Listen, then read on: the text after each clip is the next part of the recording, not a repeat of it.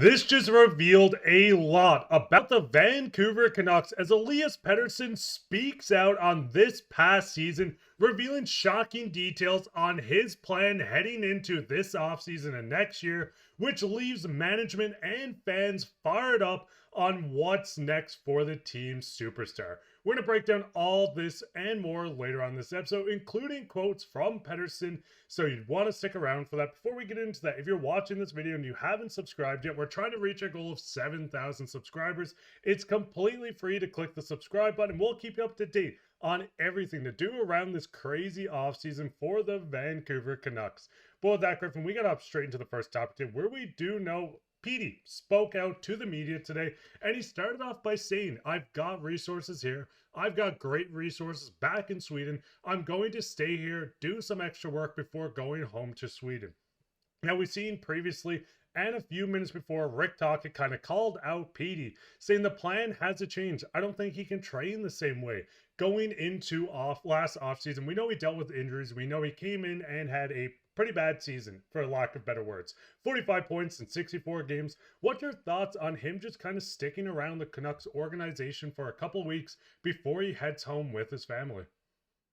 I love it. I think it's a step in the right direction towards what Tocchet was saying, where, hey, you got to change it up. If it's not working after going into this past season, obviously you got to change it up where, like I said in the last video, if it ain't broke, don't fix it. Clearly something was broken heading into this season with Petey. He deleted social media. He got rid of some people in that circle. So he made sure that he was able to just have the right mental mindset so that he could do the best he can on the ice. Took a while for him to get that going. And before he got injured, he was getting back to that. However, him saying this is really just a step in the right direction for that, because it goes to show that he's willing to listen to what Tocchet was saying, isn't eager to just rush back home. He wants to stick around for a few days, stay in Vancouver, be around the guys, stay around this facility, in this organization. So as much as we want to see him just get back to the P that we want him to be, it's going to take some time to do that. So for him to get back to that, I love that he's not just going right back to Sweden, just hopping right on the first plane out of there. A lot of guys, they see the summer and it's like, all right, let's just race back home. Even Brock Boeser was talking about Vancouver has become that second home for him and is considered home for him.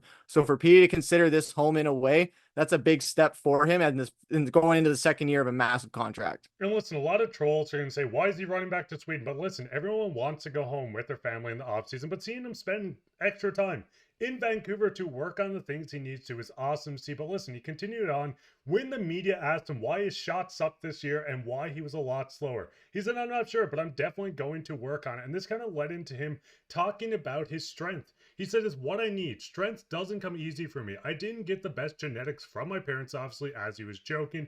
I was dealing with a knee injury last offseason, so it was hard to truly train last summer. So seeing Pettersson come into this year, listen, it falls back continuously on the fact that yes, he had a terrible season. He has issues that he had to deal with throughout the year. The JT Miller, his knee injury that he dealt with early on in the season when he was coming back in. He didn't get a full season of training. Listen, Pettersson is showing that he wants to put the work in. We see accountability being held by the coach. We see it from players. We've seen it from Petey himself. This is a huge step in the right direction in Elias Pettersson. And listen, Griffin, I'm going to kind of throw to you. I know this has been a season full of a lot of distractions for Pettersson.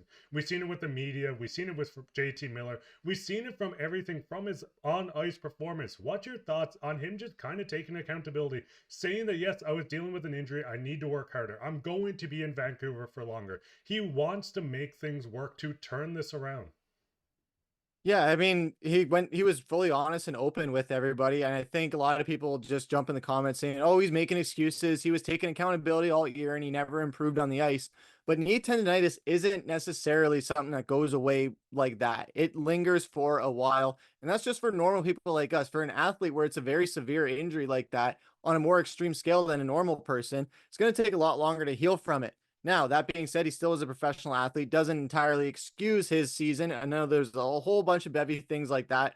Like you were saying with JT Miller, the off ice stuff with the people around his circles, social media, things like that. So yeah, he him fully get back to getting back in that right training mindset, being able to fully train without injuries, kind of take the time to rehab and take the summer to really get back to the right state of mind. Because even heading into this season, there was a lot of noise from last playoffs, the lingering injury, the big contract extension. There was always so much noise around PD, and now he's able to kind of take the summer to reset and come into the next season where there isn't nearly as much noise around him or as much pressure as there was heading into this season. So I really love that he's going to be able to do that. And for the record, on just as well as him just joking around with the media, just saying he's not the biggest guy, but he still does throw the body quite a bit. But yeah, he does need to beef up a little bit, maybe. But again, that is genetics, like he was saying. And it was great to see that he was cracking a smile with the media. All in all, I don't know how I would have kept a straight face at some of the questions the media was asking or how they were asking it. If you were to take a drink every single time the media was asking a condescending question towards Petey specifically, they were great until he got up there. You would have been hammered by the time they got to the third batch of players. And that goes to show just how ridiculous the Vancouver media can be when it comes to Elias Pettersson. And listen, I thought he held his own great on the stage with this media, but looking at Pettersson, he didn't just stop here. We see with him going in, he needs to pick things up. Going into next season, Pettersson is the 7th highest paid player in the entire National Hockey League. He was ranked 5th this year. We do see a couple contracts going up. We see the Mikko Rantanen extension, a couple other names, but with him being in the top 8, number 7 for the highest paid contract, yes, he does need to pick things up going in. And he knows this. Yes, I've had some stretches where I haven't been good, but I've also turned it around. And that's what I'm going to now do too. Looking at Pettersson, we've seen him step his game up. We've seen over his last 5 games before going down with an injury, which we will touch on in a second. He was playing great. 2 assists, 1 assist, a goal and an assist. Pettersson finally felt like he was finding his groove. With the Vancouver Canucks, he went to play the New York Rangers, where we seen him play just under 8 minutes time on ice, and we did see Petey to come out and reveal that this was an oblique injury that he strained during the game versus the Rangers, which kept him out for the majority of the rest of the season. I should say not majority, all of the rest of the season with the Canucks. But listen, looking at this, Griffin, I know it didn't finish off the way we wanted. We missed the playoffs. Pettersson was out. But what is your thoughts on just seeing the glimpse of him finally returning to form, with him being committed to getting back into his groove and becoming what the fans wanted when they signed him? What are your thoughts on just the outcome of how he can turn things around this offseason?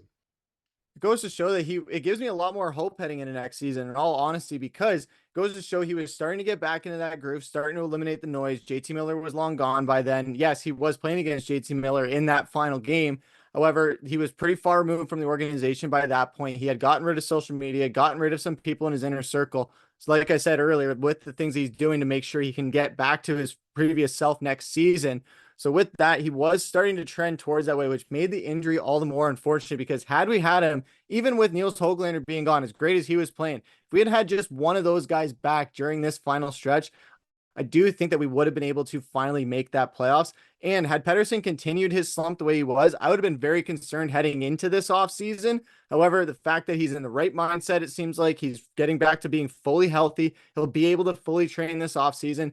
That gives me a lot more hope heading into this offseason. And at the end of the day, as much as this season was a disappointment, after we overachieved last season, as many people will say, it seemed like it was necessary for us to go through this adversity. We had a lot of shakeup, we had a lot of drama, we had a lot of injuries. If we had been able to fluke our way through these playoffs somehow, a lot of people would still be talking a lot of smack, and there'd be even more added pressure next season because of the expectation where, okay, you guys made it 1 game away from the West Final last year. You guys fluked your way into the playoffs with all the injuries and drama this year. This year, you should definitely come out and just be full swing and Stanley Cup favorites. Now they don't have that pressure. They can kind of go into next season, like I've been saying, where they can catch teams off guard. They can kind of still be that team that has a chip on their shoulder because everyone's counting them out, and they can really stun the hell out of people. And listen, he finishes up by going into, and listen, we know Rick Tocchet called out PD in the interview, but he said Rick is great. He's a good leader. He's teaching me a lot. Seeing that PD is willing to learn, ready to get going. Yes, he should have did this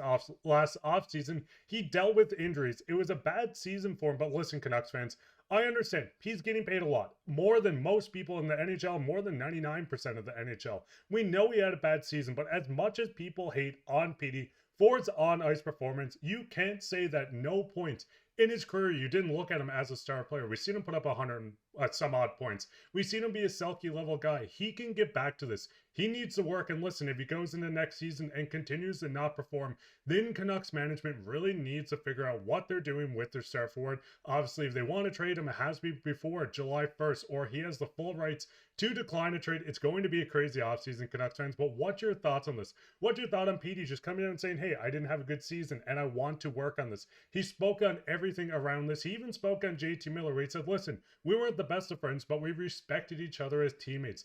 This was a big interview from Elias Pettersson, and seeing him really speak out was awesome. See, but what you guys' thoughts on this? Go down and leave a comment down below. While you're down there, leave a like, subscribe, share this with your friends. We'll be back with another episode, so keep your eye out for that. But I've been your host, Mark, with my co-host, Griffin, and take care.